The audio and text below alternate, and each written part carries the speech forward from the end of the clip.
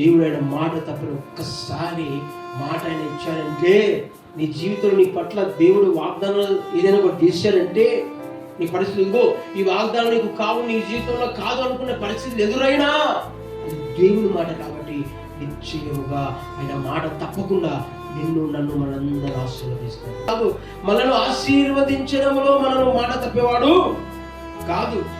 నీవు కొన్ని పరిస్థితులు బలహీనమైన ఆయన మాట వినకపోయినా ఆయన మాట ఇచ్చిన దేవుడు మాట తప్పని వాడు పరిశుద్ధుడు, న్యాయవంతుడు కాబట్టి నిశ్చయముగా నీ పక్షముగా నేను ఏ విధంగా అయితే ఆశీర్వదిస్తానని చెప్పాడో దేవుడు నిశ్చయముగా నేను ఆశీర్వదిస్తాడు.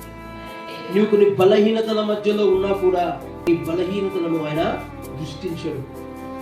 నీ బలహీనతలు దృష్టించిన కంటే ఆయన కృపా వాత్సల్యాన్ని ఆయన జ్ఞాపకము చేసుకునే దేవుడు.